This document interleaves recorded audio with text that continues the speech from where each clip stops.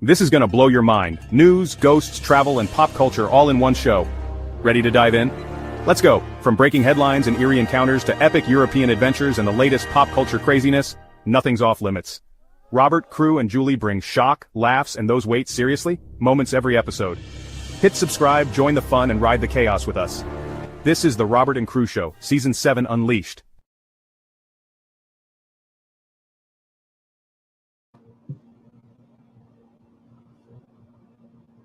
You know what keeps me going out here? A cold Dr. Pepper and a great podcast like the Robert and Crew Show. Welcome back to the Robert and Crew Show. As always, I'm your podcast host, Robert. And I'm your podcast co-host, Crew. And I am your co-host, Julie. And tonight on the podcast, we're going to be going over medieval ages, the medieval times. The Dark Ages. Medieval times, one of my favorite subjects when it comes to history.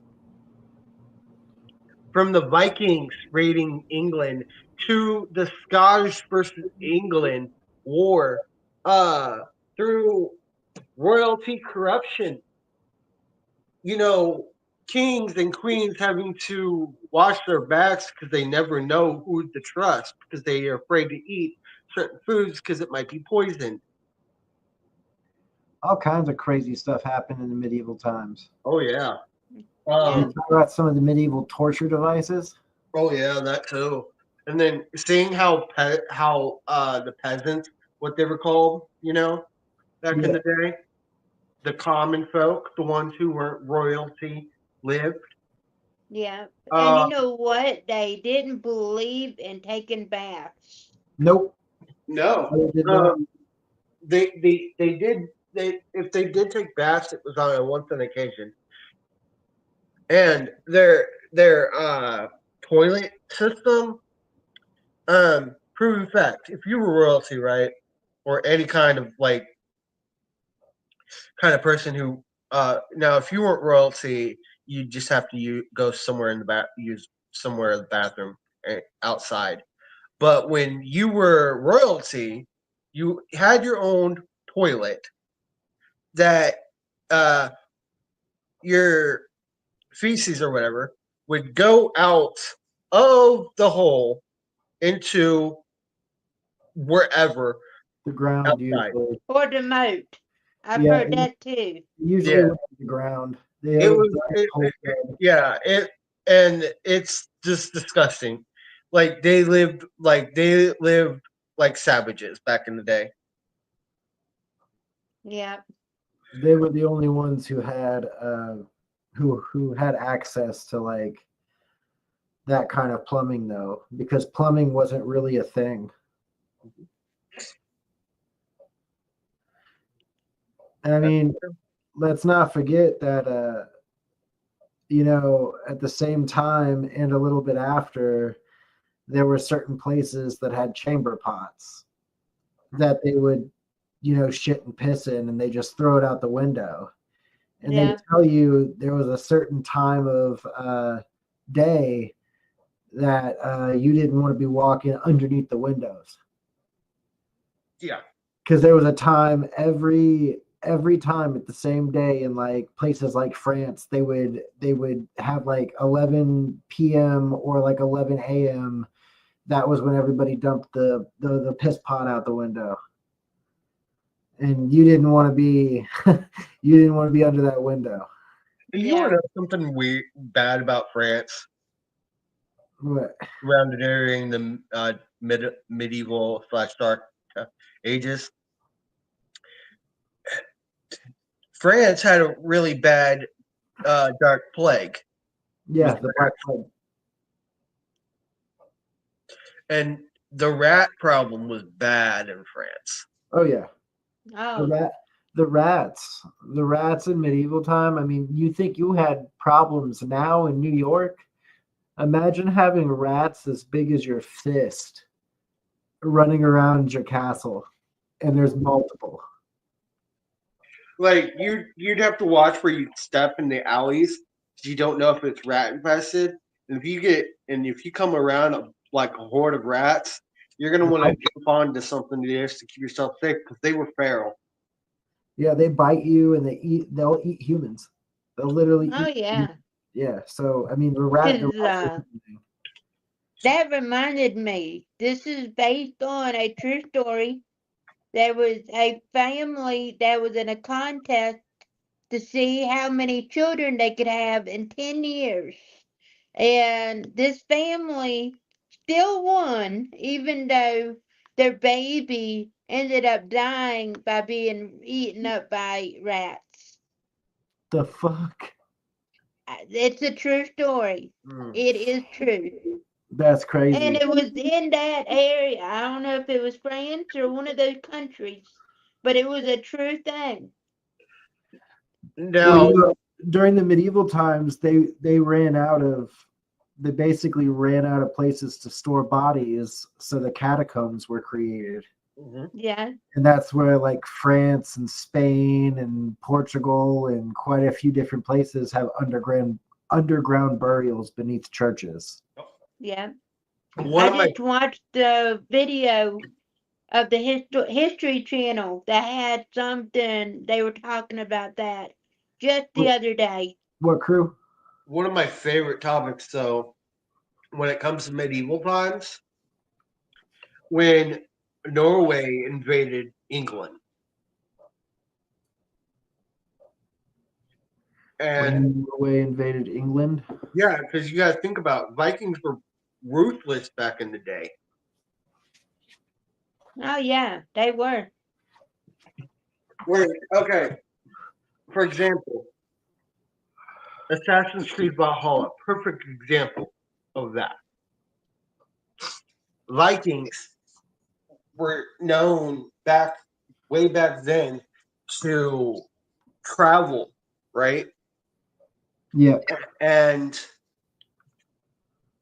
they not only would travel, they would go long distances on those longboats. And there could be like 15 to 20 people Viking wise on a boat, men and women. And when they come, they come in battle cry. They like if they're like they've been known to get a chisel, a hammer and chisel, and sharpen their teeth. So like if you're trying to swing and they dodge, they could literally lunge back with their with their teeth in fang form, like shark teeth wise. Yeah, I've heard of that before. And they also were very skilled in not just that, but with their face paint, which was actually tattoos. Right. Yeah. And they would pillage, they would raid, they would take your women and children. If they saw men were useful, they would either take the men and put them into slavery as like servants or whatever, Right. or just downright annihilate them. And they didn't just do that to the men; they did that to the women too. I bet you And they would children take the also. children as their own. Yeah. Like, but that's just Vikings though. Like, but when it comes to now people want to argue about King Arthur and the Sword in the Stone, Excalibur, whether it's real or fake. But That's didn't you say that there's a real sword in the stone somewhere? okay. So there's two Excaliburs, right? Supposedly. Two supposed Excaliburs, yes. Yeah. And one was in a stone, one was in a castle. But they want to say that the one in the castle was not the legit one, and they're trying to say that the one in the stone could or could not be the real Excalibur. Because the problem is, you got to remember, throughout all those times, artifacts end up going missing or lost throughout history. Like, okay, so for example, there used to be a wall, kind of like Castle Black in Game of Thrones, for example, Yeah. that would go in between Britain, Great Britain, and Scotland. It's a border. It's to protect Britain from getting invaded by Scotland. And Scotland fought England in the 14th century for their independence. That's Norway invading England. It's just a little video that I had Grok put together. Okay. That's what it would look like back in medieval times, supposedly.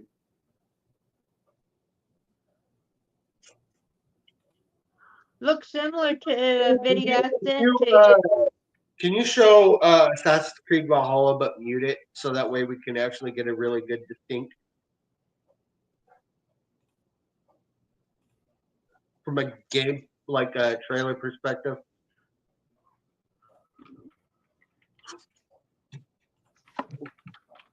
That was a good video though. I did like that. That was cool.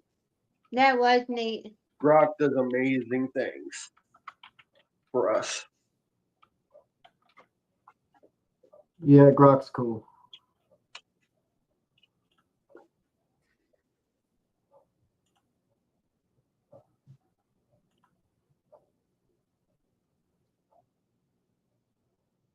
But I've always liked watching the movies about medieval times.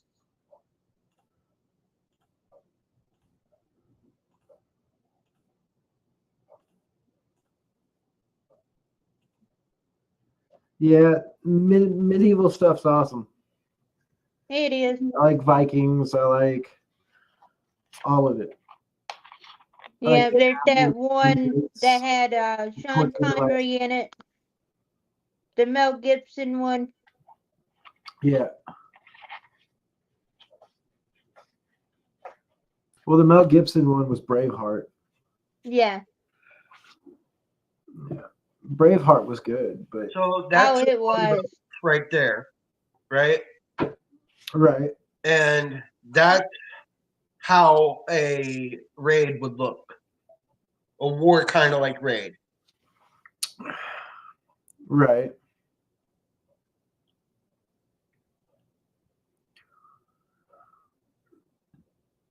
And then that's just them being, them in their village.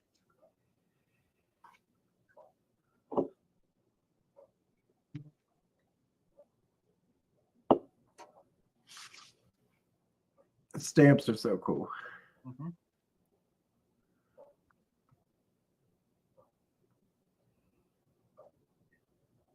Thinking he was so cool putting that fire out with his fingers.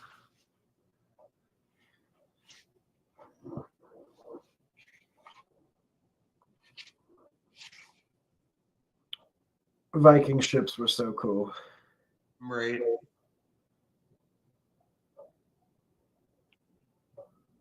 Isn't there? I know we can't play it, but isn't there that song or some type of music that they play nowadays to go with like a pirate type of? But it kind of reminds me of a Viking. It's Yeah. it's a type of song that Vikings would sing. Like Vikings were known for their music. Yeah. I think Vikings were known for pillaging and graping the most. Okay. Well, also they were also known for flight team. Fighting with words. It's basically kind of like a rhyme. See who could rhyme better than the other, and it was a kind of way of him how they would settle a debate. They had rap battles. Is that what you're telling me? Vikings had rap battles? Well, not rap battles. It was it was who could outflight the other. Basically, flights would be kind of like who could outwit someone with their words, Right. kind of like way.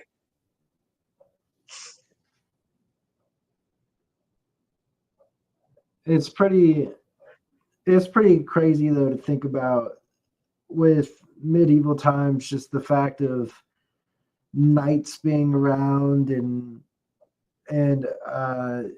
people smacking each other with swords and it's a time that I would have actually I think I would have enjoyed. I would Like, love to live in this time period, during the Vikings and be a I, Viking myself. obviously, There's a wrestler who's on WWE, and him and his wife are kind of a Viking couple. They go to all sorts of Viking shows, and they had a Viking wedding, and so that was really cool.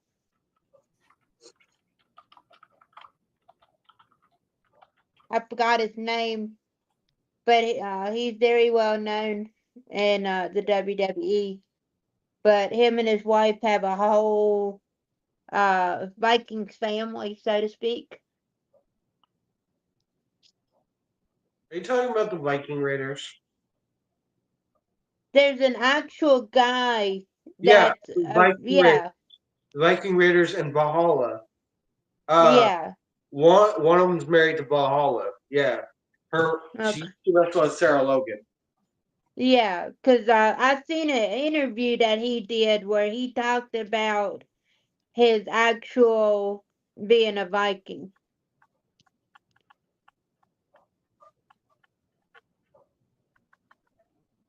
this person asked AI to show them how Vikings lived, and this is what AI did. That'd be crazy if there was a dude that big.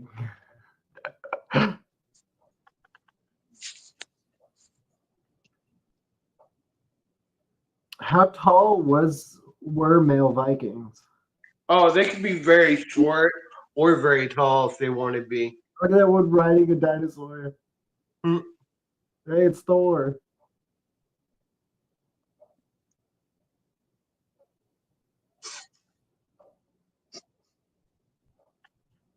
That's hilarious. They look like they'd be tall without that armor on. Right?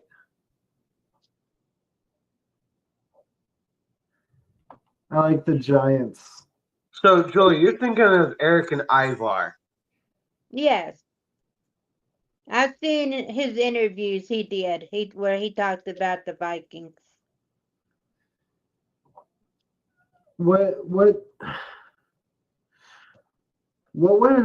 the Vikings like? What was their main goal? It was to conquer, to travel and conquer, or was it to travel and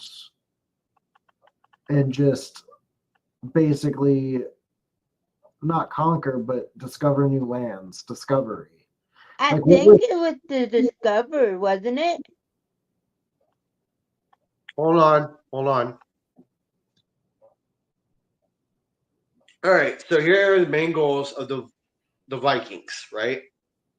You got raids and plunder, wealth and resources. Vikings conducted raids on monasteries, towns, and villages to plunder wealth, resources, and valuable goods.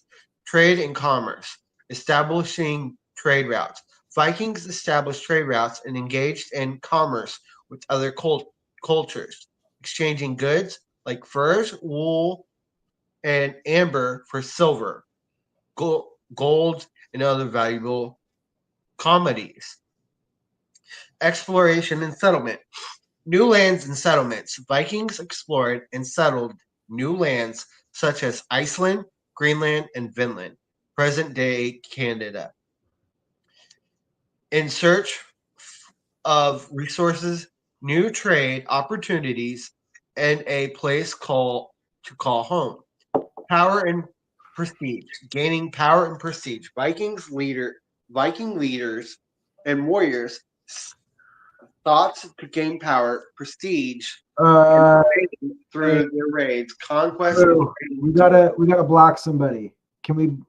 I don't know how to block this person. I don't have access to Twitch right now. Do you have access to Twitch?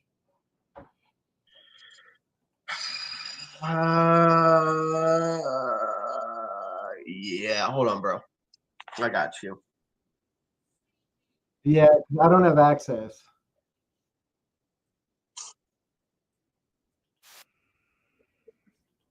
That person needs to be kicked off the Twitch. If you can't be respectful, then you're not allowed on. Yep, and we always give plenty of opportunities.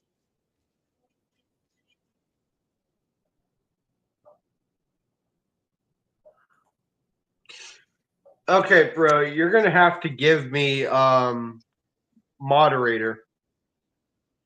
I don't know how. I don't have a way to log into Twitch right this second. Just a second. I'm gonna have to do it on my phone, I think. But anyways, continue with what you were saying about the medieval stuff. Okay, hold on. All right. Viking motivations, survival and prosperity.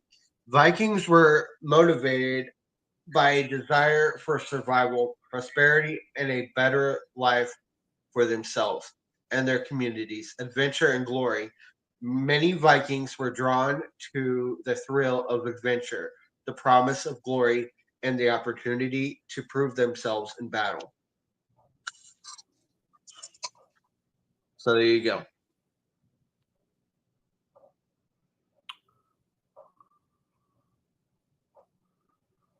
Well, while we're waiting for him, tell I'm me not your here. take. Okay.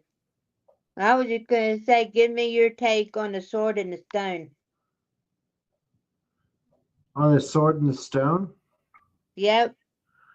I Or the round table. Is it real or think the round table is. is it a myth?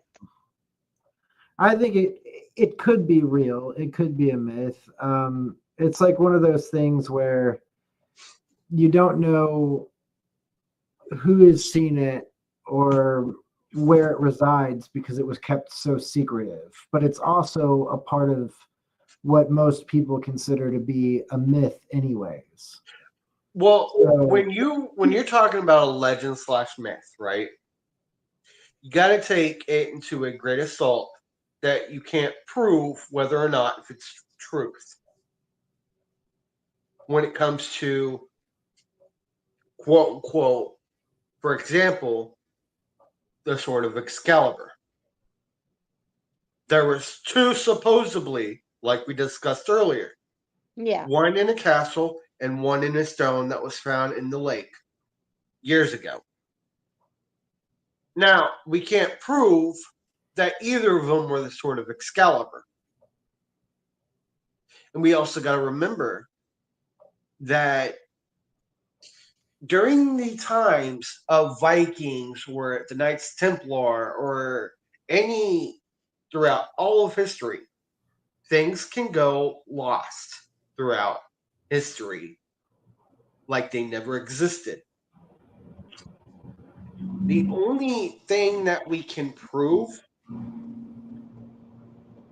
because they said this is the grave of Merlin, is Merlin's grave that supposedly is in France, and there's a video on it where it has been found.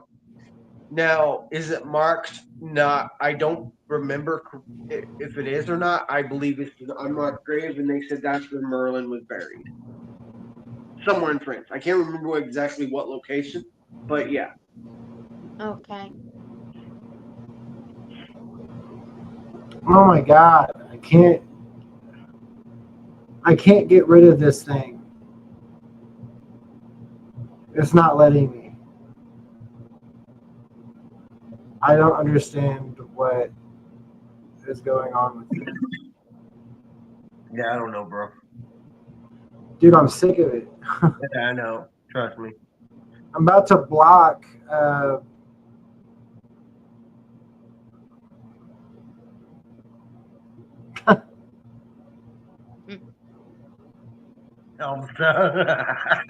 What do you say? uh, he goes, I got it. BDFG. We're it's an HIJK. LMNOP. Yeah, I don't understand this. Like Twitch updated everything on the phone, so now like comments or whatever, even when you click on them, it will not allow you to delete the message. Okay, go to that said person and delete them. Yeah, Block them. That's all you got to do. there. I did it. They're banned. That's all I can do. I couldn't remove the actual message, but I banned the account. Right. Right. Yeah, if you fuck around in my chat, you'll get banned real quick. Thanks, Oh Elm. yeah, that was I Elsa, saw. okay, Elsa's one of our greatest. Okay, he'll make me laugh. He'll make me laugh on Hey, he says. what do you think? Do you think King Arthur could be legitimate crew, or do you think it's all malarkey? Do I think so? Okay. Like I said, when it comes to legend slash myth, like King Arthur and this sort of Excalibur, Knights of Knights of the Round Table itself, Right.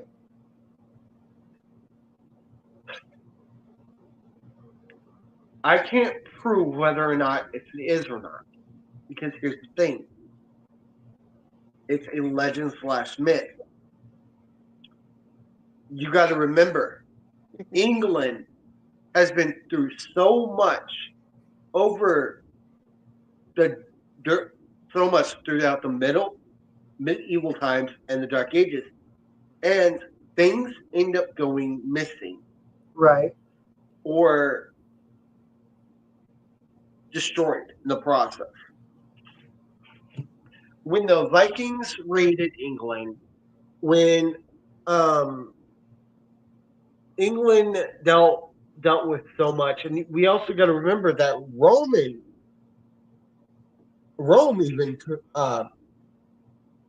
even had some business in England at one point. Right. Okay. And there's a lot of Roman architects that they built in England. You mean architecture? Yeah, like Yeah. it might be in ruined form now. But when you see it, it's beautiful. Yeah. Uh, Now and then also it's not standing anymore, but there used to be a wall that that was in between Scotland and England, and you can just see the remains, like the foundation of the wall in between Scotland and England. It's beautiful to see. Yeah, I've seen pictures of it and stuff before. Yep, that's the wall. Bro, could you pull up a picture of it? Yeah. Man, that'd be really neat to see in person. Well, cool thing about Assassin's Creed Valhalla, since it's open world, right? You can actually climb that wall and walk around it. You can't go Neat. past it through Scotland. You'd have to, if you wanted to go to. I don't think you can go to Scotland in the game, but No. there's a border part where it'll just make you go back to if you go past like the error part of the game, it'll make you go back. But the the scenery when you're on that wall in the game, it's beautiful. All that trees, all that land.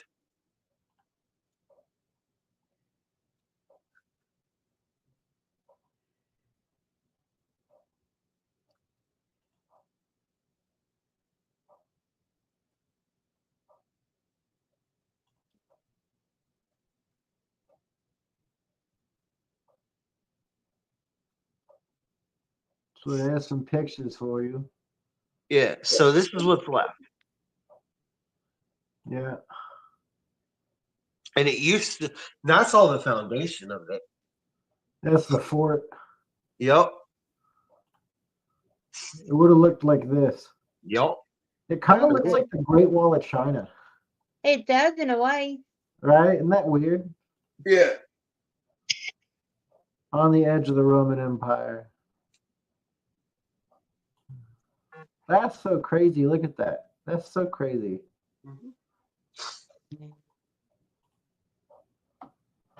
And you want to know what they based? What you want to know? Something funny?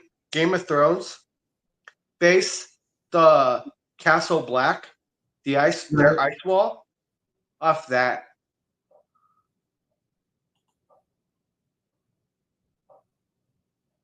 Yep, that is true.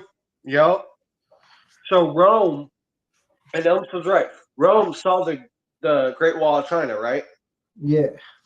And they built that wall in England themselves.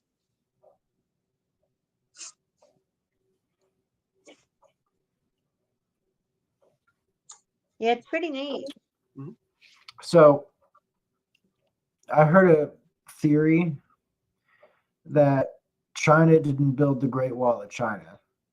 I heard a theory that the Mongols built the Great Wall to keep China away from them.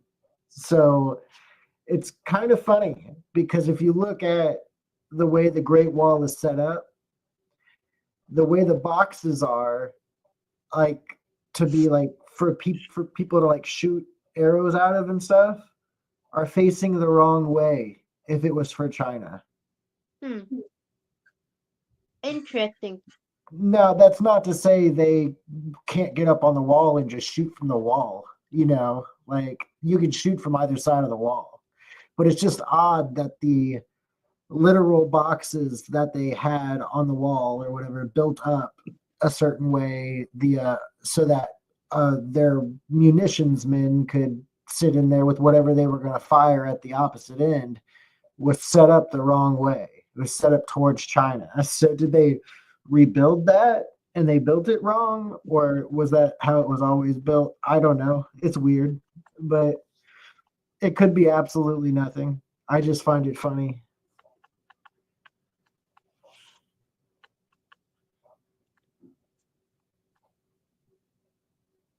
What are you doing, crew?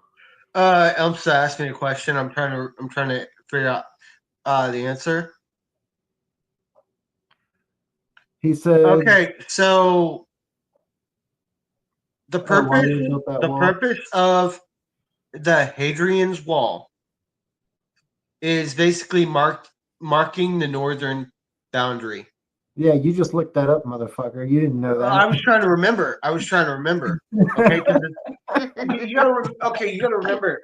Here's the thing. You gotta remember though. I studied medieval times. There's a lot of information that I do forget, and I had to remember. So yeah, it was basically one of the reasons was to marking the northern boundary, defense and security, control and surveillance. Oh, this one I didn't know. No, okay, I'm learning something new. It was built in the 2nd century AD during the reign of Emperor Hadrian.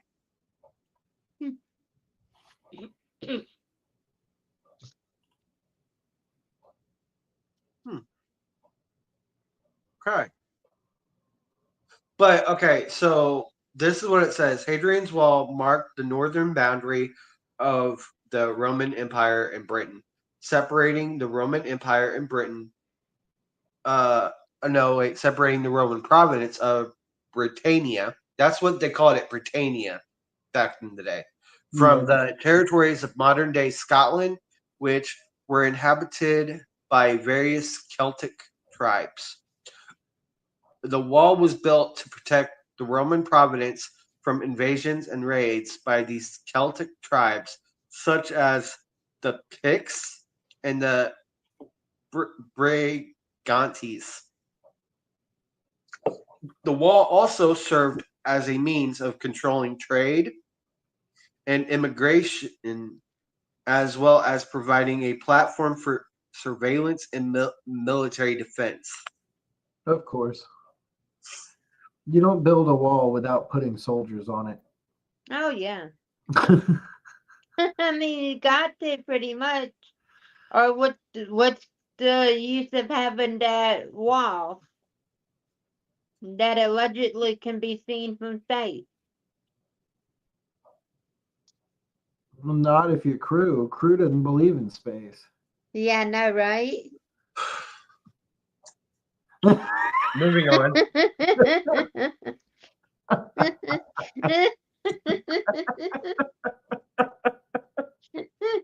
What I you don't thinking believe in on your nuclear Chris? weapons, and apparently that's hysterical. And crew doesn't believe in space, so I think we're even. Okay, so here's the thing. This is what Umsa said. The Scottish people who lived there apparently never lost to Rome, and those people's history are forgotten today, and no one knows why. They were called Picts or Pictish. Yeah.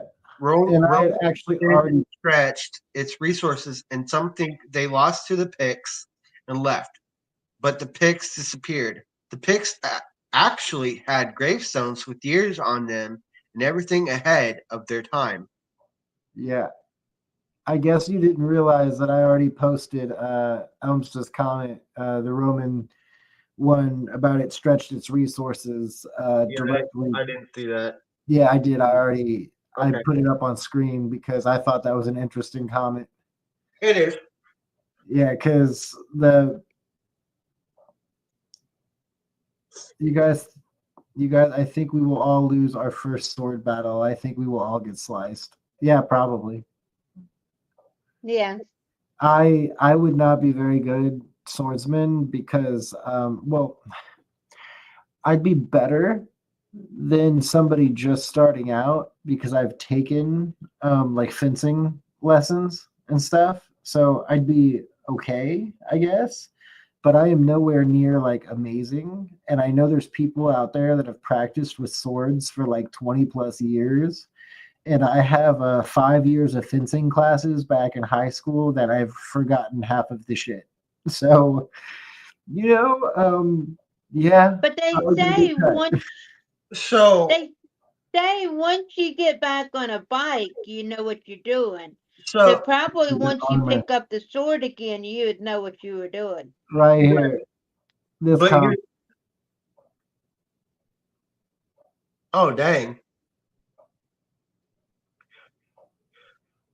That yeah. So the thing about certain swords, you also got to remember the weight.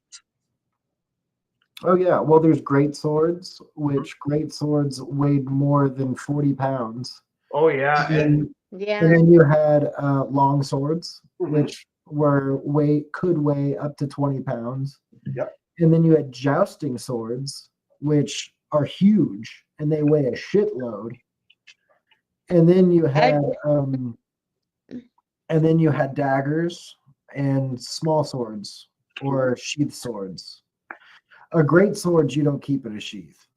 9 times out of 10, the great sword you're going into battle with, and it's huge. It's not like the great swords that they show you in Elden Ring or like a video game like that where your great sword weighs 500 pounds and it's the biggest blade you've ever seen. No, that's not realistic. The great sword. Skyrim. What? Skyrim. Yeah, the great sword was just bigger than the normal sword. Yeah.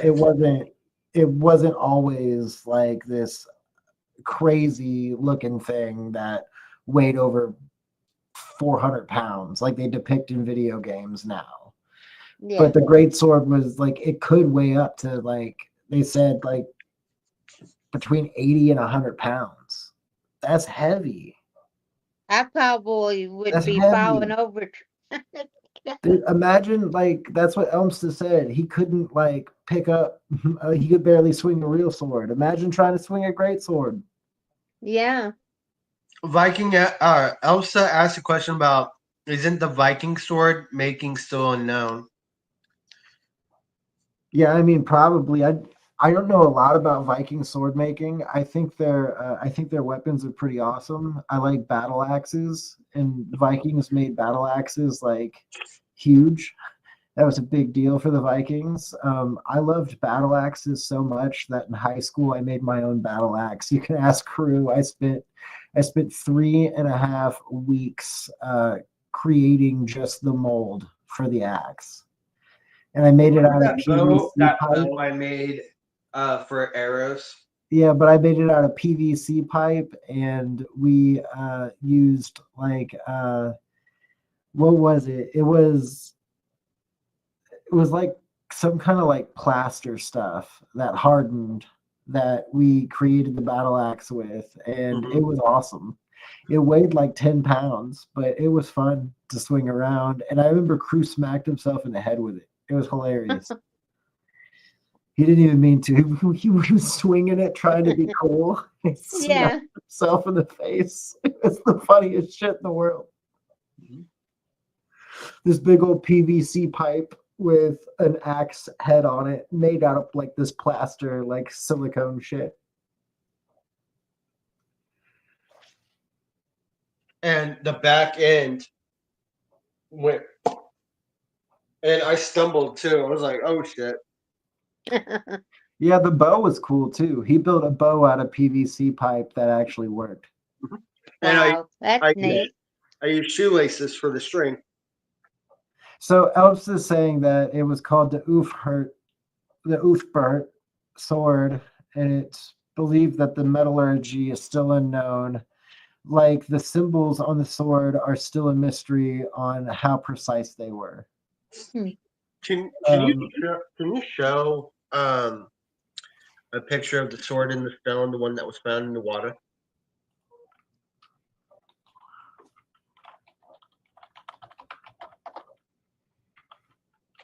Since we keep talking about it too.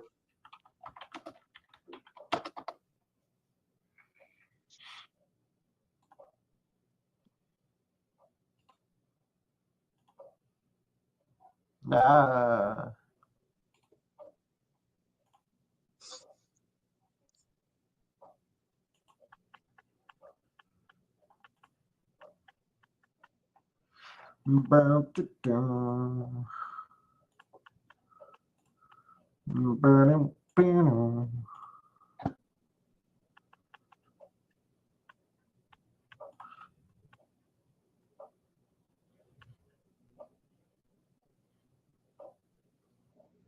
That's the sword in the stone.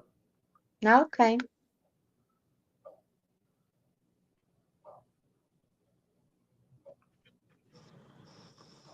I don't know, bro. I Yeah, don't think know that's either. Excalibur. Yeah, I don't think it is either. And if it is, Excalibur is a weak sword. Mm-hmm. But I am going to read this real quick. Here are some ruthless royalty in medieval / dark ages. All right. Some of the most ruthless royalty in medieval times include King John of England, 1199 through 1216. Tyrannical rule. King John is infamous for his arbitrary and oppressive rule, which led to the singing of the Magna Carta. Abuse of power. He was known for his abuse of power, including imposing heavy taxes, seizing property, and ordering executions without trial. Then we got Vlad the Impaler, 1431 to 1476. Brutal methods. Vlad III, also known as Vlad Dracula, was Yeah, a prince of. Brad Tepes. I just wanted to. I put up on screen. These are Viking swords. Okay. These are because Elmsted was talking about the metallurgy and how it's basically unknown how they do it, and I wanted to see it and it looks crazy. I will say the one at the bottom here kind of looks like the one that they showed inside of the stone. Yeah. To be quite honest, even the Yeah. flat ridge of the handle is like pretty close to the same sword. Yeah. But I like the top sword better. Oh The top yeah, the sword top looks sword looks sick. Pretty neat. But back to My what I was saying. ex-husband collected swords. Richard III of England, 1483 to 1485, alleged murders.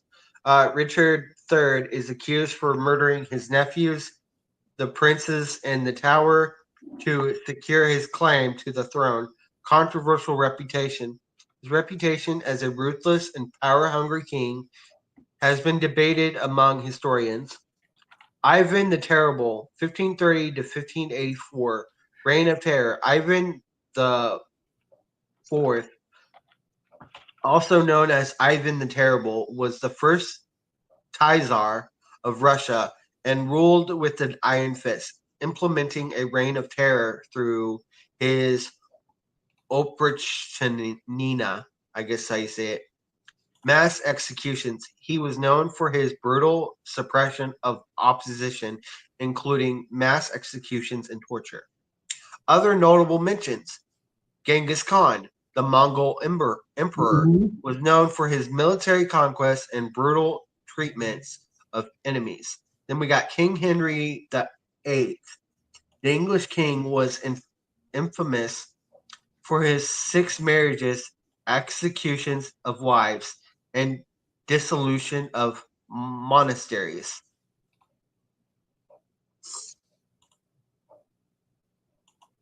Yeah, I almost forgot about King Henry. Yeah, wasn't he was a fucking gigantic dick. Yeah. He was not a good guy.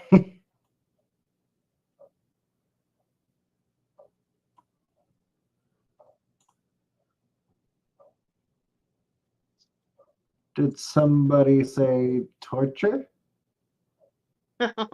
Did somebody say torture? Did somebody say torture? Oh. I could keep going. I love medieval torture.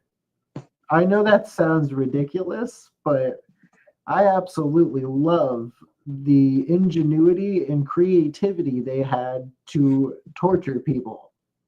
Somebody Okay. really sat up there and Thinking. just thought, I can make a bed of nails and squish somebody between it for my own pleasure. And somebody got pleasure out of that. That's absolutely ridiculous.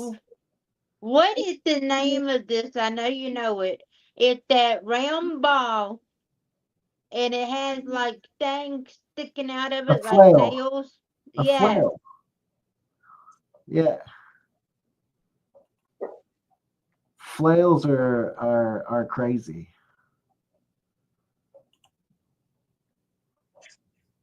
And I know they probably hurt. Oh my goodness. Oh, I wouldn't want to get hit with one. No way. Nope, nope, nope. Like when it comes to like the medieval times, like one of the things I think about the most is the torture because the devices were just so off the wall. Yep. They were just so ridiculous. They had one that like stretched your back out, Ooh. yeah, and your legs, and they would slowly crank it while they made you confess to something you probably didn't do. Yep.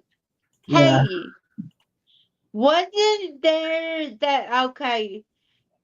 Everybody's seen the Princess's Bride, right? Yeah. Yeah. Wasn't there that torture device that they used on him The Iron Maiden. where they stretched him out? I know what you're Or talking about. or no, the stretch one, that's Yes. yeah, it wasn't the Iron Maiden. The stretch one was different. Yeah. Okay. this is kind of funny because I mean it's not funny. Like this is a terrible device, but it's kind of funny in the aspect that it reminds me of the bear trap in the Saw films. Oh, Right. yeah. Like I feel like they got their inspiration from whatever the fuck this is. And then Oh you my have goodness. this, the stretchy, the torture of the rack. They literally, this is what would happen. They would put you on here if you were not admitting to something that they wanted you to admit to, and they would slowly crank this, and your body would slowly like pull apart. And they could get a false confession out of you because of how much pain you're in. Oh, type in Blood Eagle Vikings. Type in what? Blood Eagle Vikings.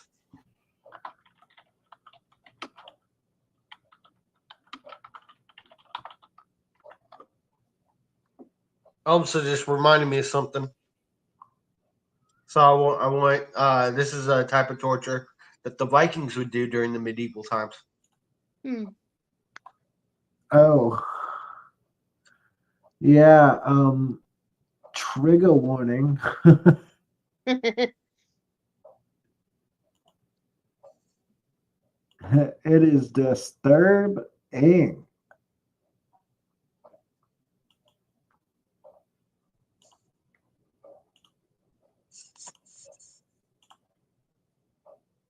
Let's see it. Oh. Yeah. Flail the skin out with probably hooks of some kind attached to rope or leather and pull the body apart. Yep. Taking your axe and open up your ribs and then take it out. Jesus. That's Oh. nuts. Oh my goodness. That is. Oh my goodness. Can And you? then Oh. I couldn't even imagine. I wouldn't want to be around it if possible. did somebody say torture? Like, okay, that kind of torture is done in Assassin's Creed Valhalla in one scene.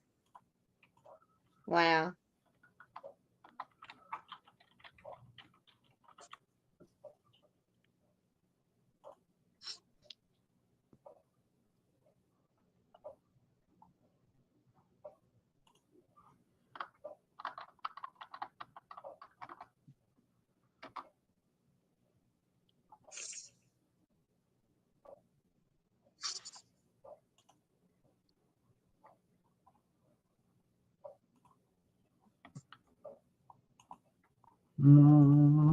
Torture?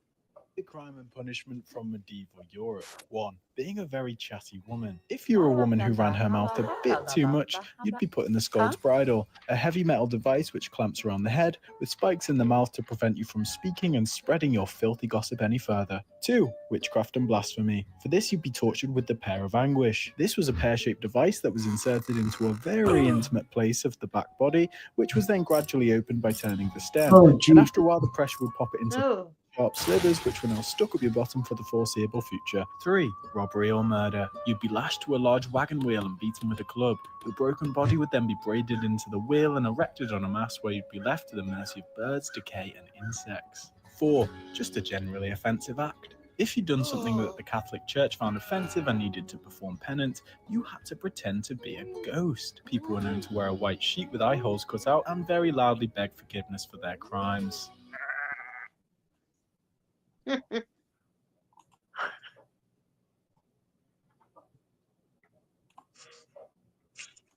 Fuck up. Of medieval Europe, where the legendary figure of King Arthur reigns supreme.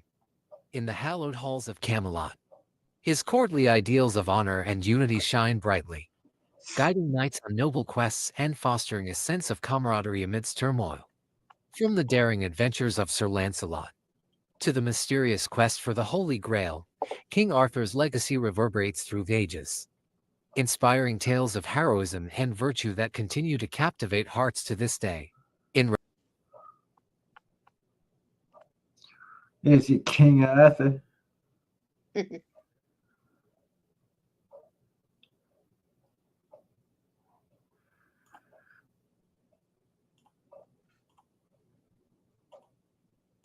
Medieval times, people believed that bathing could open the pores of the skin, making them susceptible to illness, so bathing was often avoided. Random times, instead of bathing, they relied on other methods to maintain personal hygiene, such as rubbing themselves with linen cloths or sprinkling themselves with scented powders.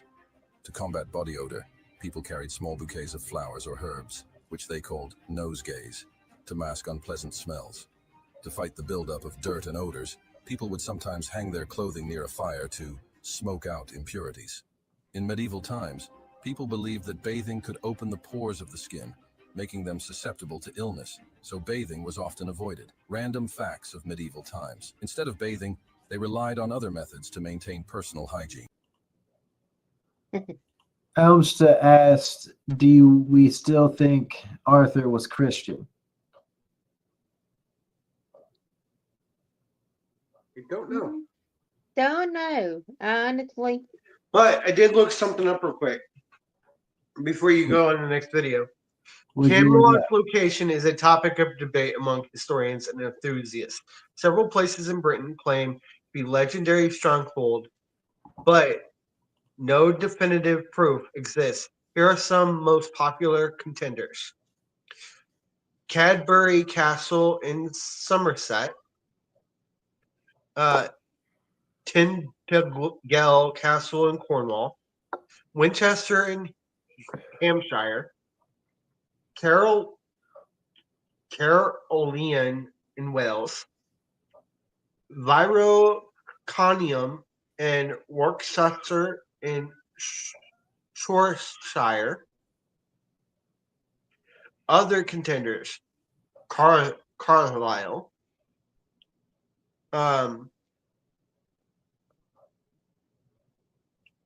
Camelford in Cornwall, Camelin in Scotland. Elmsta said the Cornwall one is the best. Yeah, I believe that one too. That would Yeah. be the best contender.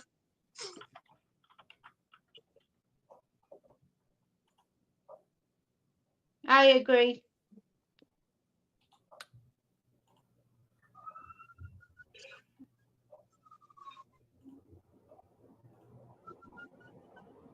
This is the Cornwall one. Okay.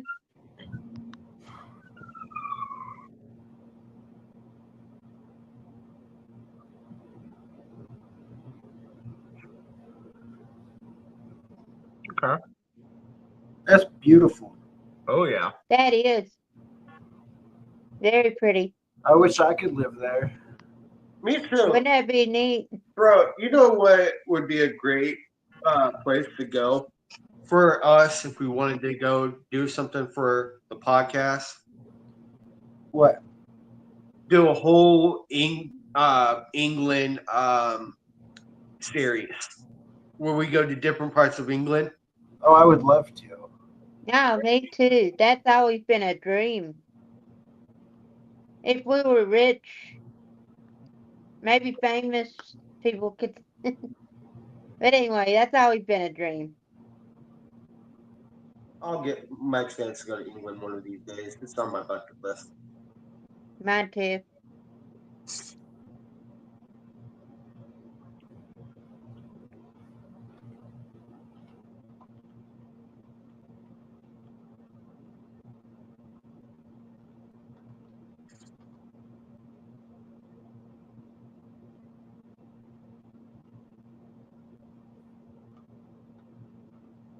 Hey, can you spell the one that Elmsta wants me to look up?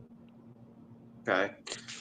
It is ART Uh-huh. OGN Uh-huh. OU and then the word stone.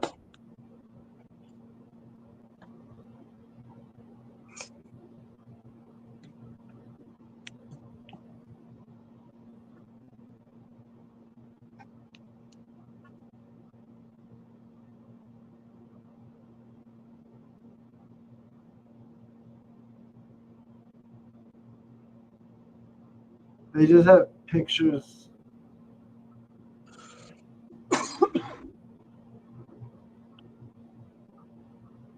Like,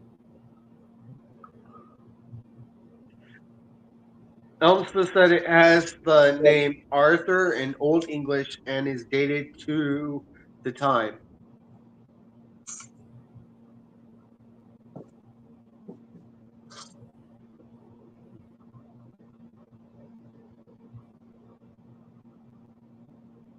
yeah, it's got some weird stuff.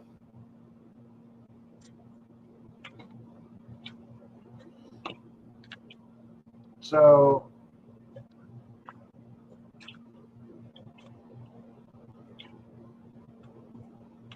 here, let's watch this real quick. The downfall of the Vikings unfolded as external pressures and internal conflicts eroded their once unified influence. Embracing Christianity altered traditional beliefs, triggering cultural shifts. Internal power struggles and fragmentation weakened their political structure. Economic changes and external invasions further strained Viking communities. As trade routes shifted, their once dominant maritime activities waned. These combined factors contributed to the decline of the Vikings, marking the end of their era as seafaring warriors and heralding a new chapter in medieval history. The downfall of the Vikings. And then we have this, which is all about basically the what Elmston was talking about with that castle. Right. And basically they think it's the birthplace of King Arthur. Okay. With Romans who for centuries have been top dog in Britain finally gone, Ottomans could in fact take over asylum. Independent kingdoms arose out of the ashes, while the greedy eyes of invaders from Scandinavia, Denmark, and Germany, the very first were invited by a Romanized Britain who needed hired hands as heavies, but they soon saw that they could take the lands for themselves. Saw the rich lands to their west now all but defenseless. They attacked, settled, colonized. The stability of the Roman era vanished. But it was thought as amongst all of the chaos, there were few individuals who fought to uphold civilization, law, and order, whilst also standing up to the invasions. And is likely that if he did indeed exist, then King Arthur would be such a man. King Arthur is assumed to have ruled a kingdom in the late 5th and early 6th century. His first appearance in history books, however, is not until the 9th century. Geoffrey of Monmouth, in his precious work Historia Regime Britannia, History of the Kings of Britain, made mention of Arthur, and it is likely that he referred back to much older folk tales of Arthur in most Celtic parts of the country. It's due to a lack of literary evidence from the Arthurian period itself and the intermediate centuries that followed. The detractors dismissed the idea of King Arthur, or now more popularly claim that the legend embodies the acts and achievements of more than a king of ancient Britain. So yeah, what they're claiming is that it's all myth. But there's the stone that has Arthur's name on it in Old English. Right. Yeah. That's cool. Yeah. It is.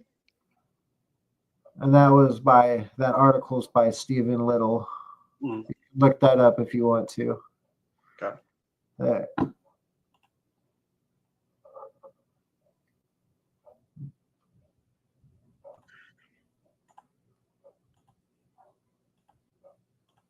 Did Vikings really look like?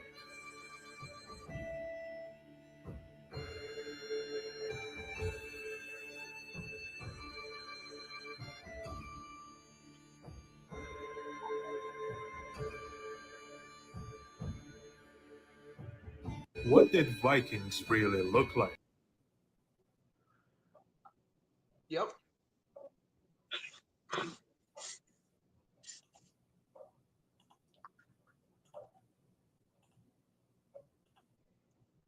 Theo Vaughn. Medieval England, people used potties and would simply throw their contents through a door or window into the street. Yeah, you'd shit and toss it.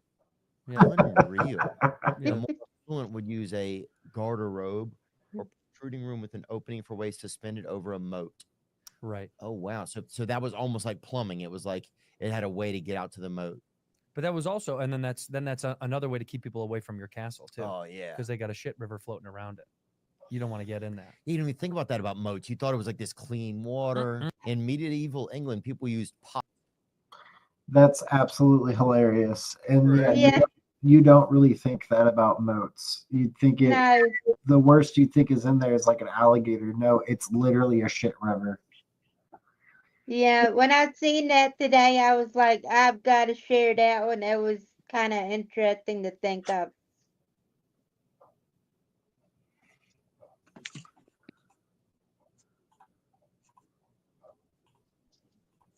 Medieval England, spanning from the 11th to the 15th century, was a transformative period in English history. Here's an overview. The Norman Conquest, 1066. William the Conqueror's victory over King Harold II at the Battle of Hastings marked the beginning of Norman rule in England. This led to 1. Feudalism, the introduction of the feudal system, where lords granted land to vassals in exchange for military service and loyalty. 2. French influence, You Norman better not get culture, copyright for language, this music. and architecture were imposed on England, shaping the country's identity. Medieval society. Medieval English society was divided into 1. Nobility, the ruling class, comprising kings, queens, and lords. 2. Clergy, the church played a central role. I wish he wouldn't have put such loud with music bishops behind and this. It's priests hard to even holding hear it. significant power. 3. Commoners, the majority of the population, including peasants, artisans, and merchants.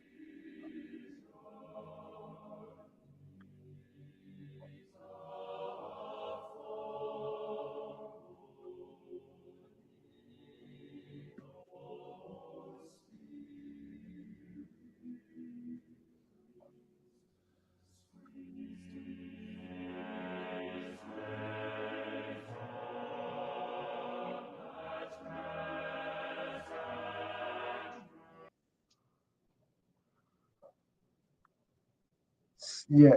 So that video, like, I understood some of it, but that weird that weird Roman whatever you want to call it, hymn or whatever was being sang, totally ruined that video.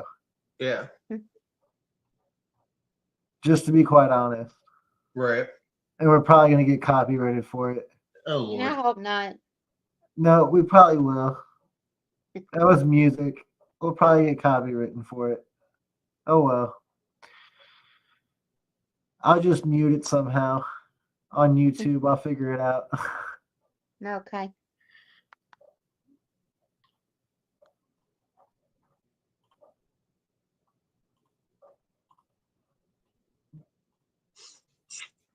People think our sport is fake and silly, like this. People think the weapons don't hurt like these. Some people think some of these weapons should hurt more than they do. But this is what our sport is really like.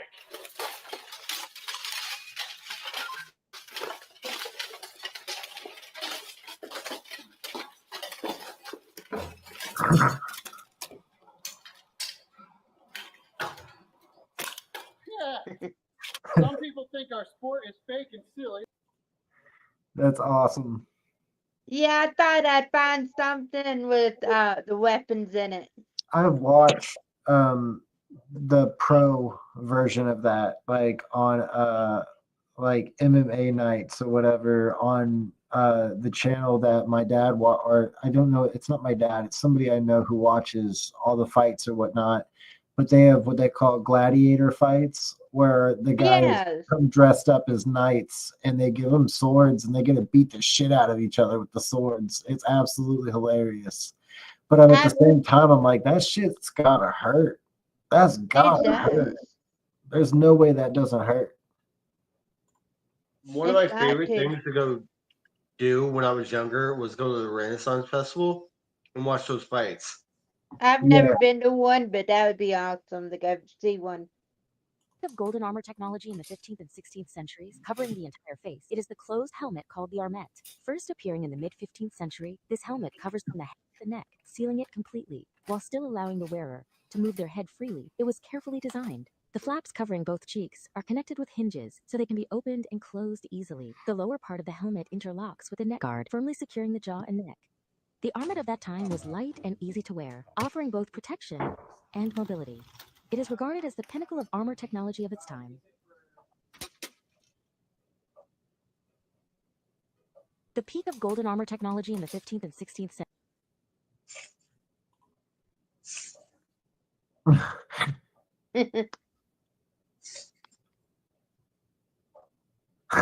If you had that helmet, at least you wouldn't see your friends dying. That's what Elmster said. I said myself, I was thinking the entire time, I was like, how the hell do you see out of that thing? I know, right? You I just mean, do they got looking at- peepholes or? Yeah, I mean, but how small are they? And they can't be fixed there. I mean, I guess they could be fixed there, but you're gonna get some weird kind of like you're looking through metal at somebody, and it's gonna be all your vision's gonna be all skewed. It's gonna look like a rectangle or some shit. Yeah. Yeah. Yeah, that's what I'm saying. I'm still like the tunnel vision, but like rectangular tunnel vision.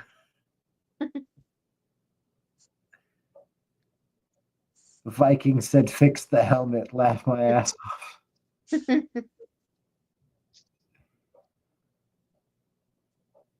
Or no, the Vikings said, "Fuck the helmet." Yeah, they did. Yeah.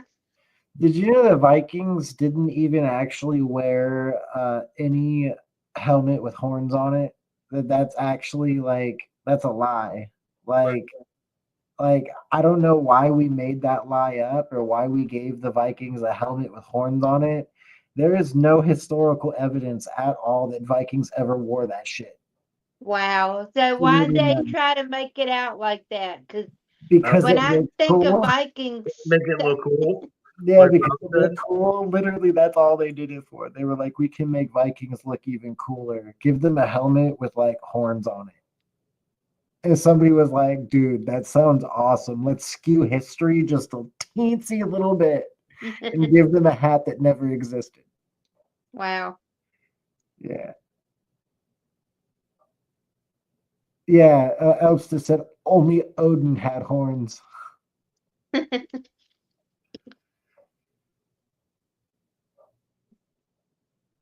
Yeah, the weekdays are named after Norse gods. Actually, Loki had horns on his.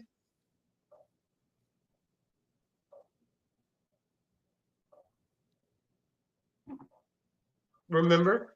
Yeah. Only gods have the horns. Yeah. Okay.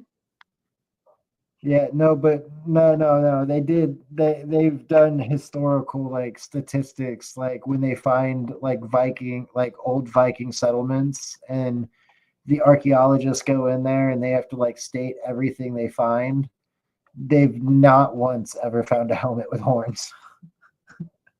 Wow. So it does make you wonder, like, who the hell lied about that? Yeah. It does make you wonder, because I've always pictured in my head Vikings with the horn helmets. We all have. It's like the main thing we've all imagined. Like when we see a Viking, they're wearing like some kind of leather vest with a horn cap on, and they look brutal, and they're either carrying a shield with a sword or a giant battle axe. Yep. Life like in a medieval castle. On average, around about 100 people would stay in a castle at a time. This mainly consisted of servants who were required to maintain day-to-day operations. The castle itself would smell horrible. This is because flushable toilets weren't invented at the time, meaning waste would collect at a giant cesspit at the bottom of the building. On top of that, most people were unable to afford a bath. In summer, the smell in a castle would become almost unbearable. The castle would also be very dark and extremely cold. Early castles had small windows for defensive purposes, but this just made it dark and hard to see in, and it didn't help that fireplaces weren't invented until later in the Middle Ages, so people would use open fires which didn't spread heat very well and would cause a room to fill up with smoke. Disease was common in the place because the servants couldn't afford medicine, so they would have to rely on home remedies or pray to God the illness would go away. What was life like in a medieval? Bro, they figured out how to build a castle before they figured out how to build a fireplace. What the fuck? I know, right? They That's were just like, how. I feel like building a fireplace would like totally come before the castle. Like, Yeah. just in my opinion, but I guess that was technology that they just had not thought of yet. Right. Who needs a fireplace when you could just light your kitchen on fire? Who needs a fireplace when you could just light the couch on fire? You know what I mean? You just burn it in the middle of your house. That's what they was doing in castles. And then on top of that, castles just fucking reeked like body odor all the time during the summer. Like, screw that. Bro, guys, go out to your local stream. It's free. And just jump in there for a minute. Wash yourself off. Oh, wow. The problem is they didn't. It really wasn't the water that was the issue. It was the problem. The problem was the water was being used for other things, and you probably got in trouble if they caught you in it. And on top of all of that, they didn't have like a lot of soap. And also, And like you said, they thought it opened up their pores and made them more that being sick or something. and also, like, if you look at the water over in England, it's bad looking. Yeah, It's disgusting. but it didn't always used to be that way, homie. Right. Well, no, it used to look like that back in the day too. Like look at the canals in like Venice. Like they don't always look pretty, but you know they do wash out. Like, so you can't, like, the stuff that happened to those rivers and those like bodies of water by this time, could they still be tainted? Maybe, but at the same time, water washes out. Yeah. So you have to think after a certain number of years, nothing like that even exists anymore, or it's already been all biodegraded. Like, they tell you not to drink from, if you're not from that country. Oh, I'm don't drink- sure. Don't They drink tell you water. not to drink water in Mexico either. Yeah. Right. You're gonna want to get bottled water if you go out to those countries. They tell you not to drink water in Romania. My buddy was my buddy went from here to Romania for like a week and drank water out of the wherever on complete accident and got violently sick for like 24 hours. Like, could not eat, drink, and it was bad. Yeah. So, I was gonna say, it's got to be Just- bacteria related, though. Sorry. What, Julie? I was just gonna say, just recently, I watched a video of this guy that goes around and talks about the places where he's visiting at. And he recently was in England and shared a picture, or I mean, the video of this one place that the water was green. Yeah. Well, when you look at it this way, like if the water looks nasty, don't drink from it. The first thing you should do anyways before you drink from any body of water, if you're going to drink from that body of water, you need to filter it. Exactly. And after you filter it, you need to put it in a pot, and then you need to boil it. And then after you boil it, you need to let it chill for a little bit, and then you can ice it and do whatever you want with it. But quite honestly, it would just be safer to create a rain catcher, filter that stuff, and drink that because you wouldn't have to do anything extra. You just build a rain catcher with a filter on it and literally just let the rain go into that, and then you have your water supply. You just better be in a place where you actually get rain. If you're not in a place where you actually get rain, I guess you're screwed. Well, here's one thing that okay. If you decide to move to a country and you know you're not supposed to drink that water, Mm-hmm. and you get a place that's by a body of water, and you end up owning that property, and Mm-hmm. that body of water ends up becoming part of yours as well. Filter it. Filter I the body of water, so that way when you use your faucet, this was a very very long time ago, but my grandparents owned property out in Colorado that I would go to all the time, and it was all the way up in the Sangre de Cristo Mountains, and a stream all the way from the top of the mountains would come down to their property. I drank from that stream more times than I can count, literally just from the stream. I also fished from that stream, and I don't know. It never killed me. It never gave me a parasite. It never like destroyed my body. So I don't know. Like What the heck? what? What happened? I got Somebody some clip type of that. hopping bug. Somebody clip that. Somebody clip that, please. That was hilarious. I don't know what that was, but that was Somebody clip creepy. that. Elmster, clip that shit. did you get attacked by a grasshopper, Julie? What that was? If that was a spider or what? I don't like those things. It scared me. We should Oh, we should have somebody clip that. Oh my gosh, that was great. Dude, I oh, I know, don't. right? Like Elmster said, actually, the best water I ever had was on top of a glacier topped mountain. That's true water. I just put my cup in the stream and it was clearer than anything. Yeah, there's something about ice and snow and water that is comes from like mountains and glaciers and natural springs. But other than that, like it's not good. Okay, so there's two places that you should never drink from, right? When it comes to glaciers, right? Antarctica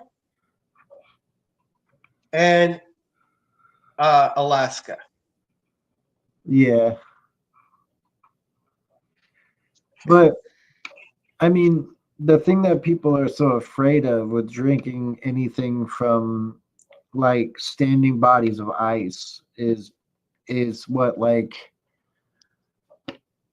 parasites or things that your body just can't handle or things that are foreign to us and could be years and years and years and years and years old, like Like new bio diseases. weapons basically that nobody knows about because they've been frozen in glaciers forever. But at the same time, I like, do you know how deep you would have to get into the glacier to even access that stuff if it's there?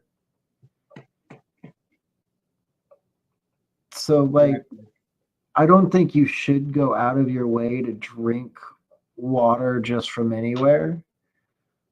But my best bet is glacier water or mountain water is probably better than any of the other water besides natural spring water. That's just my personal opinion.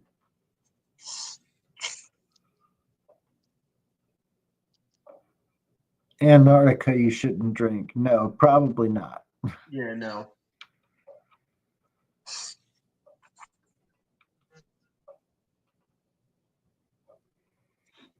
Yeah, no, water from glaciers and from mountains are completely different.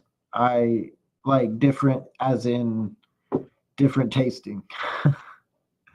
Tastes cleaner, purer. Yeah. Yeah, no, don't drink salt water ever, bro. Don't drink salt water. Not a good idea. You don't got to tell me. You got to tell crew. Well, I'm just saying, like, there's been people who wanting to put a cup of, a glass in the water over in Antarctica or in Alaska, and then drink it, and they've gotten sick. Well, yeah, they're drinking salt water. This is where you would go to the bathroom. This is a garde-lou or a toilet. So you come along here, you can look out the window, or you can just have a big poo down there. So that is Or the you toilet. can just have a So big this is poo where in you would there. go to the bathroom. This is a garde-lou. Oh, that's funny.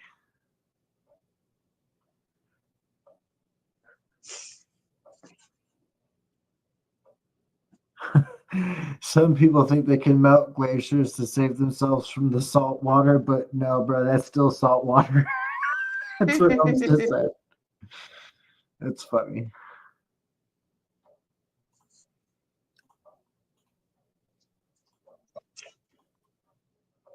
When we think of knights during the medieval times, we think of valiant men who chose to defend their honor in feats of jousting, chivalry, and dragon slaying. But that's not exactly how it was for the actual knights. Jousting wasn't always a part of the culture of being a knight. Chivalry was less of how to be a gentleman and more of a list of what not to do. And dragons weren't real, no matter how much we wish they were. Today we're exploring what it was to be a knight during medieval times. Before we get started, be sure to subscribe to the Weird History channel. Oh, and while you're there, leave a comment and let us know what topics you would like to hear about. So gather ye at thy round table, and togethereth we shall commence. There weren't a lot of options. Almost everyone that lived in medieval Europe was Catholic, or at least they claimed to be. Everyone from kings and queens to the lowly peasants and serfs were expected to take part in their religious duties, be it yearly or daily. Knights were certainly included in this, and they were known to start their days with a morning mass at their local church. Nowadays, we would say that breakfast is the most important meal of the day. But back then, feeding the Christian soul was considered more important. That was part of their moral code, just like the other code, a sort of antiquated man code. The code of chivalry was also one that was adhered to. It's not one Oh thing. my God. It's another. One battle after Nobody cares, Leonardo.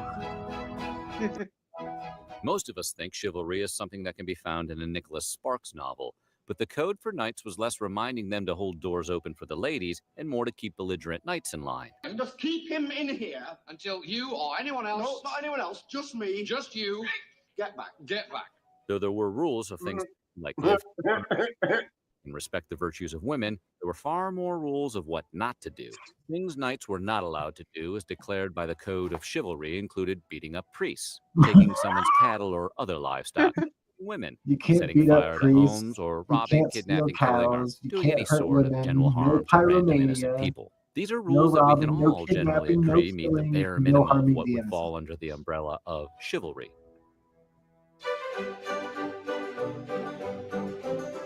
Nowadays, everyone is always trying a new diet fad, but medieval diets did not include keto, paleo, or Atkins, and they most certainly never had a meatless Monday. They never had a meatless any day, since meat was the primary ingredient in most meals. While most meals consisted of meat and bread because it tasted good, it also was because they thought most vegetables were poisonous. It's a classic saying that one bad apple can spoil the barrel, but it sounds like back then, someone ate the wrong kind of mushroom or put some poison ivy on their salad, so all vegetables were out of fashion. Beware of green salads and raw fruits, for they will make your master sick, was a common saying at the time. Meat wasn't cheap in medieval times, and since there was no Oscar Mayer bologna to eat in a pinch, the lowest on the economic scale ate pork.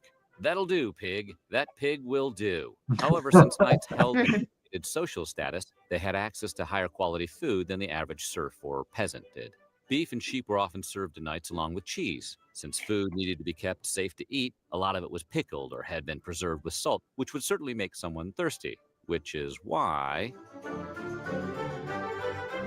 if they didn't have a Kroger handy, you had better believe they didn't have Evian.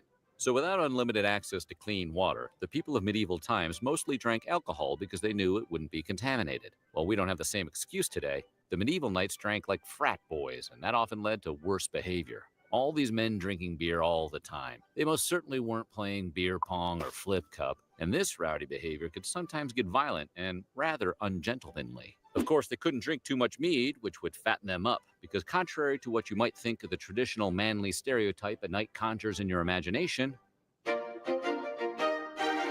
always wanted to see what ale or mead tasted like. and since no one was getting likes on their Instagram pages, they had to settle for likes the old-fashioned way, compliments and adoration. But fashion wasn't as straightforward as it is now. There were laws placing restrictions on what people could wear. Under sumptuary law, ordinary people were forbidden from spending a lot on their fashion. This cap was instituted to stop peasants and serfs from dressing better than noble people, like knights, so that everyone could be identifiable by their outward appearance. So knights had to wear nice clothes to distinguish themselves from the lower class. They did this by wearing more elaborate designs and nicer materials, as well as emphasizing their crotches with large cod pieces. Yeah, that's right. With no sports cars to compensate, size mattered back then. Jeez Louise. No matter how they dressed, the knights still had a job to do. But what was that job exactly? Well, part of their responsibilities included serving in their lord's private military. In some places, like England, knights exclusively protected the king, which effectively made them the national military. Other places, like France, allowed the nobles of the community to recruit knights to protect them, making them more like bodyguards. Regardless of who they served, knights were expected to fight for and carry out the orders of whomever they swore an oath to, just like Brienne of Tarth, only with a slightly bigger codpiece. Sure, being a knight was a profession, but they generally only worked roughly 40 days a year. Like a lot of modern jobs, there was a certain hurry up and wait attitude. Being a knight essentially meant being on call. Being ready to go into battle or escort their lord on journeys were expected, but in reality, these duties were painless and over quickly. Knights had to be on top of their game when they went to battle, but they also had to make sure they were always ready to go, and that came from participating in tournaments. This started as them competing in melees, mock battles where they would fight for prizes. Eventually, those evolved into jousting matches. This later turned into glorified equestrian pageants called carousels, which you will recognize from your years of not wanting to ride it at amusement parks and carnivals as a child. Someone has an issue with carousels. Tournaments weren't open to just anyone. They were exclusively for men of nobility. It was a great honor to participate in them, so no one ever left their invites unread. This was something that they chose to do if asked. Since they had plenty of time being on call, knights had lots of opportunities to compete in tournaments and to earn a little extra dough. They also had more time to court the ladies. Over time, the supply of knights shrank, because not every knight could emerge victorious in battle. Look, you stupid bastard, you've got no arms left. Yes, I have. Look, just a flesh wound. It's a flesh wound. Monster Python was one of my favorite Tony films. Stark had nothing on medieval knights. With their imposing armor, a knight looked impenetrable, and it was for arrows that were fired in their direction. But the life of a knight in battle wasn't all arrow dodging. For the rest of their duties, the full body armor weighing roughly 60 to 110 pounds was not very practical, because they may as well have been carrying an entire Fran Drescher on their back. This armor slowing down the knights is part of the reason many historians believe that some armies in the 14th and 15th centuries could have won several major battles had they been wearing less bulky protection. They would have been more agile, more energetic, and generally faster than the other armies buried under similarly burdensome armor. Eventually, the lesson was learned, and in the 16th century found the soldiers trading in their stacks of armor for attire that allowed them to be more mobile. If you've been struggling with what to do with your life, take comfort in the fact that modern medicine allows you to live over triple the life expectancy of people in medieval times. With less time, they had to decide quickly on what their life's purpose was, because most people made it to about the ripe old age of 30. Training to be a knight could start as early as 7 years old, so that meant they could spend the next 14 years of their lives training. During those years, they worked at being strong and impressive warriors. These years were spent on horseback, learning archery and mastering the It was sword. common that they died at the A ripe lot of old training age of montages 40. later, and they would be ready to achieve knighthood at the age of 21. At this time, they would go through a dubbing ceremony, where they would pledge their loyalty to a particular lord. Bonus points if they decided to write their lord's names on their new notebooks with hearts drawn next to it. Since this was the age way before Apple TV, the nights were spent communally as knights and noblemen found ways to entertain themselves. Drink. Generally, the after-dinner entertainment came from a minstrel, a servant first employed as a castle or court musician. Some were known as bards, although we don't know if any knights were lucky enough to be regaled by that bard. You know which one. But the knights were often treated to ballads or long poems based on myths or legends. Brave Sir Robin ran away. No! Bravely ran away, away. I didn't! The knights would spend a lot of the nights entertaining each other because knights didn't exactly get a good night's sleep by our standards. Instead, they would sleep in shifts. Some might get to sleep for half the night and then wake up and pray, right? Or if they were really lucky, have sex. But someone had to stay up and keep watch. Most of us these days would prefer to sleep for the whole night, but it appears that their interrupted sleep schedules weren't dangerous for them. Unless this was affecting their 30 years life expectancy, who is to say? 30. The life My of the bad, night wasn't not all 40, battles and it 30. wasn't all pageantry, but it was great work at the time if you could commit to it at an early age. So what do you think? Would you have liked to be a knight? Let us know in the comments below, and while you're at it, I don't think I'd like to be a knight. Me either. No. They died at the ripe old age of 30. That was their life expectancy, 30 years old.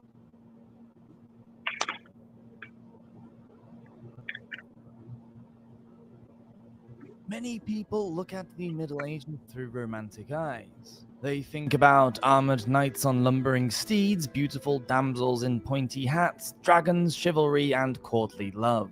Nothing could be further from the truth. For most people, the Middle Ages were dirty, cool, and really quite dangerous. Let's find out now why it was unlikely that you could stay alive and prosper, and why you were likely to die quite quickly during that time. Welcome to Medieval Madness.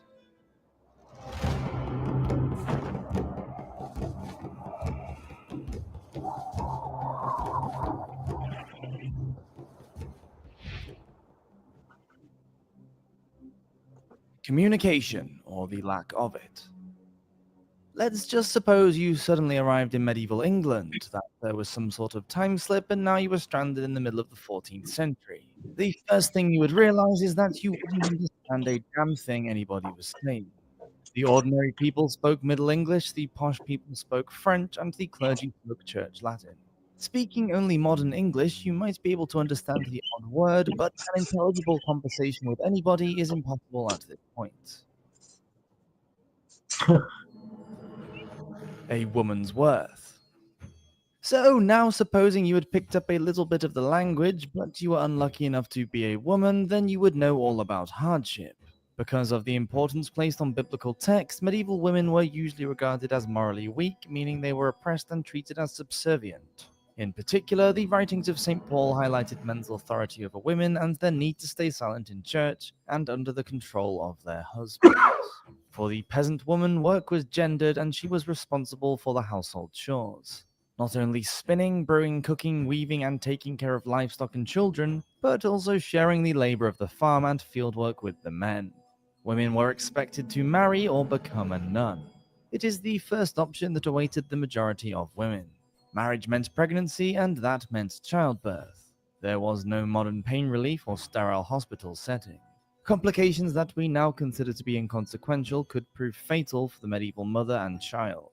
Having money and status didn't guarantee a safe birth, and a caesarean section was only performed if the mother was dying or already dead. In 1420s Florence, for example, 1 in 5 women died during labor.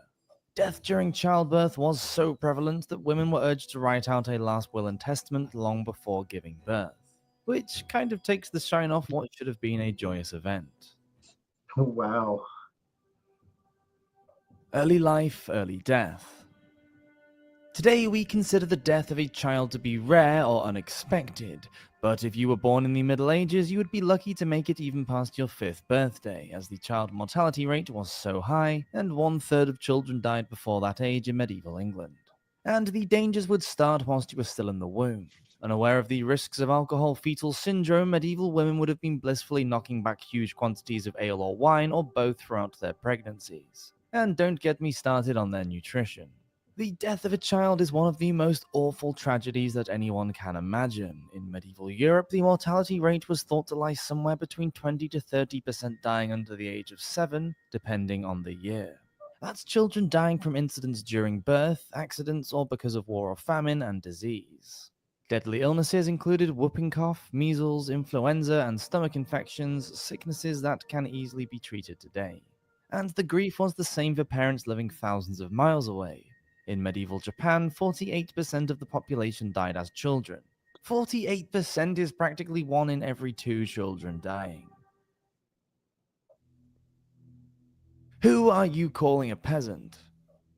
The problem with living in the Middle Ages was that 85% of the population were serfs, so you would have been more likely to be part of that group than not. Tied to the lord and his land, not only would you have to grow food to sustain yourself and your family, but you would also have to make sure that there was enough to pay the lord his due too. You couldn't leave the land without your lord's permission or even get married. You may as well have been a slave.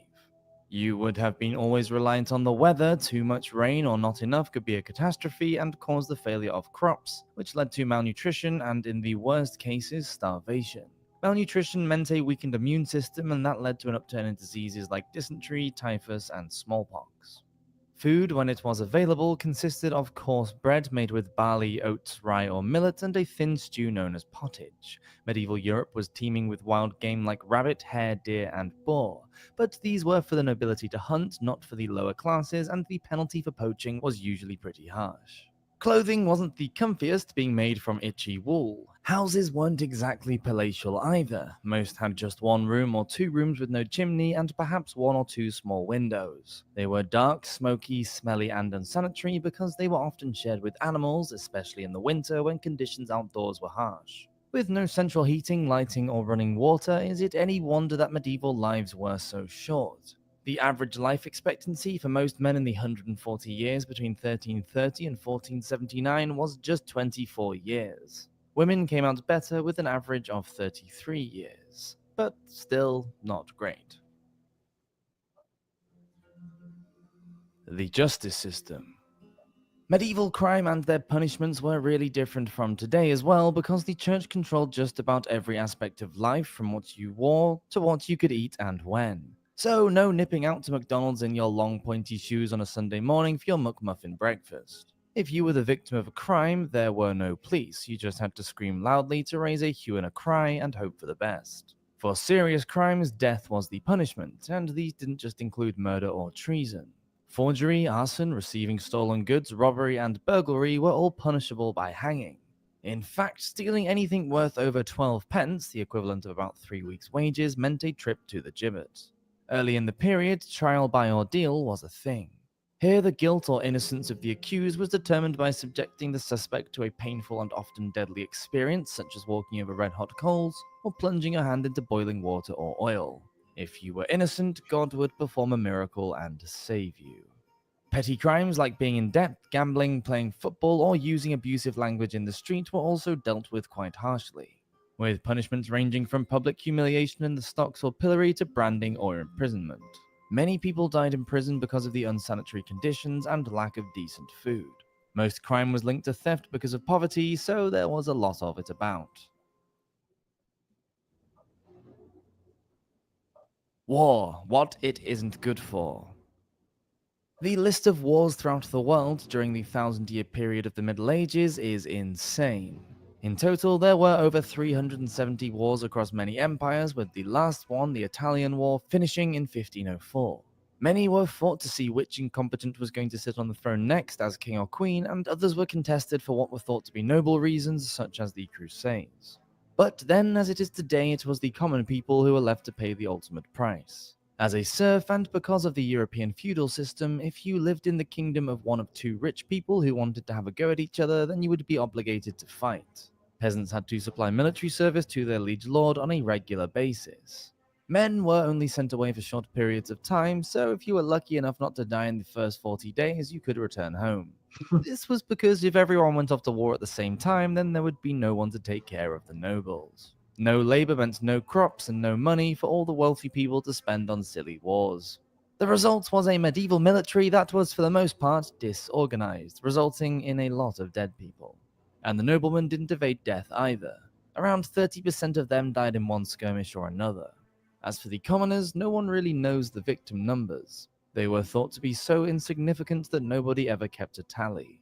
We can only estimate the casualties from medieval wars, both soldiers and the innocent bystanders caught up in the conflict. During the First Crusade at the Siege of Jerusalem, 90,000 people died. In all, during the Crusade years from 1095 until the end of the 13th century, there were between 1 to 3 million deaths. The 100 Years' War, fought between 1337 and 1453, produced between 2 and 3.5 million fatalities. And in Asia, the Mongol invasions and conquests that took place during the 13th and 14th centuries ended with the loss of between 30 and 40 million lives. It really wasn't a good time to be a soldier or a peasant.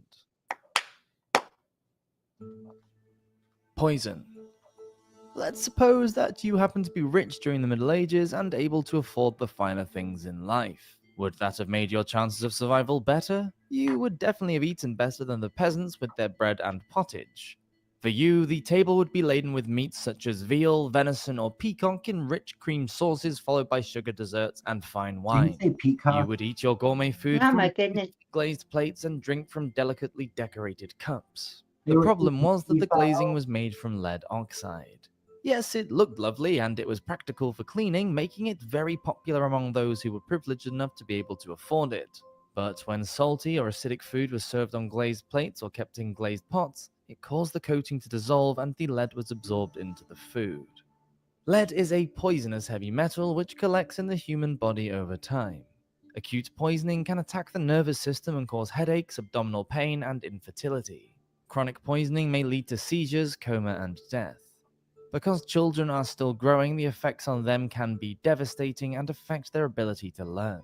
Medieval skeletons from cemeteries in more affluent urban areas of Germany and Denmark have shown that people had lead levels well above normal. Lead was also present in stained glass windows, coins, and on roof tiles. Rainwater was often collected from roofs for drinking, and this could have been another source of the poisoning. Bread was the main food staple for the medievals. Often the rye used to make bread would become infected with a fungus called Claviceps purpurea. This caused an infection in humans which was called St. Anthony's fire. There were many outbreaks throughout the Middle Ages which caused tens of thousands of people to die and millions more to become sick. What we now know as ergot poisoning caused hallucinations, muscle cramps, nausea, insomnia, and sores. In extreme cases, when left untreated, the blood flow to an infected person's hands and feet is restricted, causing burning pains. Gangrene can set in, and fingers, toes, hands, and feet can turn black and drop off. Some historians believe it is ergot poisoning that is responsible for some of the dancing epidemics that occurred between the 14th and 17th centuries. These epidemics involved groups of people, sometimes thousands at a time, dancing erratically in the streets until they collapsed from exhaustion and/or injury. Thank you for watching this episode of Medieval Madness. Please subscribe if you enjoy these videos, and I'll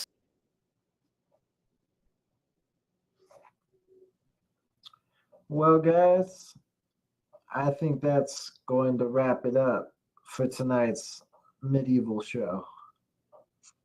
What's something you learned tonight, Julie, that you didn't know before?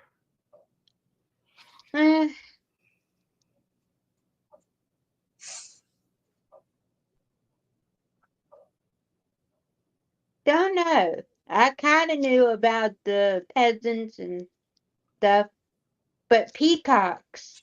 I didn't know they ate peacocks. Yeah, they were eating peafowls. What the hell? That's crazy. Could you imagine you walk into the king's chamber and he's like, come, sit, eat. I've got a nice roasted peafowl on the table for you. And you're like, what? That's royalty chicken. Yep. Peacock is royalty chicken. Yep. You learned, crew, that you didn't know before. Well, I learned something new about the Hadrian Wall. Right. That I did not know about it being constructed around the 2nd century. That's true. I learned that Viking swords are basically one of a kind. Yep. I didn't know that. I figured the Vikings probably found a sword and copied it, but it turns out that it looks like they created their own sword and made a way to, like Elmstead was talking about, the engravings, the markings, the metallurgy of the actual sword is like unknown how they did it. Right. And he basically, you taught me that, Elmstead. Thank you. But looking that up is absolutely crazy. So tonight with the medieval ages, I would just say, did somebody say torture? Because torture. Yeah. That's an Iron Maiden, Julie. Oh. So so there were 2 or 3 different kinds of Iron Maidens. There's the box Iron Maiden, which is like that one kind of. That's like, I think that's actually called a chest Iron Maiden. But the box Iron Maiden was on the ground and it looked like a coffin. And there's spikes on the end of each of the bottom and of the top, and you lay a body down, you shut the coffin door, and they bleed out. Oh. And then there's the Iron Maiden that actually looks like a person, that you stand somebody in upright and then you shut the doors on them and they bleed out. Yeah. The Iron Maiden was gruesome because the way that the holes got poked into you, it was a slow bleed out. It wasn't a fast bleed out by any means. If you were lucky, you got a spike through the head and it killed you instantly. If you were very unlucky, they didn't have a spike where your head was, and you were alive basically until you didn't have any more juice. Hmm. Yeah. Medieval torture is crazy. Yeah, it is. Yes.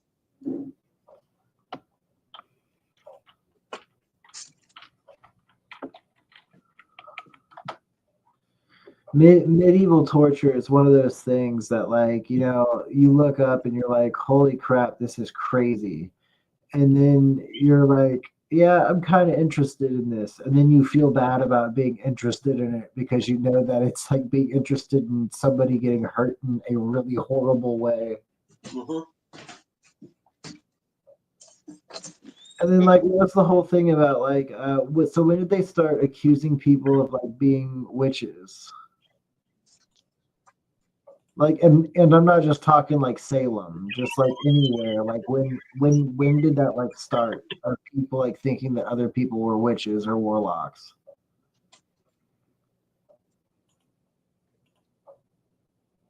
I couldn't answer that one. Crew, explain what's on the screen.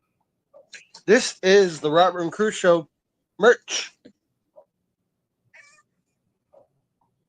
that we have going on for currently right now. We also have a limited edition one currently, which is that one. Yeah, it's called the Robert and Crew Show Smoker's Delight. It will only be in the shop for about a month. Mm-hmm. Then we have the official Don't Forget to Look Up t-shirt. And then we have the Robert and Crew Saturn Worship t-shirt, which obviously we don't worship Saturn. It's a ploy on the conspiracy theory and supposed religion of the elites, Saturn worship. And then we have the Robert and Crew Show space logo with Earth in the background and a alien spaceship flying by it. Then we have the Robert and Crew Show Jupiter logo. Then we have the Crewinator. Mm-hmm. We got the reptile politician. Then we have Cruise Nibiru t-shirts, which are literally the Nibiru alien, because Crew is an alien from Nibiru. And then we got the Robert and Crew Show Bigfoot from Outer Space. And then we have the Robert and Crew Show Bigfoot and Yeti playing games. Then we have the Robert and Crew Show Egyptian logo. And we have both of the Art Throughout the Ages episode t-shirts and logo. And then we have the Cryptid logo for season 7 and the Robert and Crew Show season 6 logo, along with the alien at the bar from Smoking a Cigarette from season 3. Yep. And you can get all of those in basically t-shirts, hats, mugs, aprons, anything you can think of, it's in the shop. Absolutely anything you can think of. Like, not gonna lie, that hoodie's fire. Right. Like, I would get that pillow even. Except not, I want another logo on it, but I'd get that pillow. Right. Yeah. All right, and then the last thing before we go. This is our Venmo, where if you would like to donate, you're more than welcome to, but you do not have to. All is well. As always, merch being bought and donations completely optional. The only thing that is not optional, we ask you to share our platform, please, and like and subscribe. Share it with your grandma, or your grandpa. I'm that desperate. Give your grandma my number. I want to talk to your grandma. I want to have her on the podcast, and I want to interview her. All right. Besides that, guys, much love tonight for the Robert and Crew Show. We had a great time going over the medieval ages and Vikings and all kinds of stuff. So we'll see you guys tomorrow night for the next episode of the Robert and Crew Show. Peace. Much love. Can you believe Season 7 just keeps getting wilder? Thanks for tuning in, podcast pals. From ghost stories to headline news and epic Euro travel, we've covered it all, plus a side of laughs. Don't miss out. Hit subscribe and join us next time for more news, thrills, and adventures. See you soon.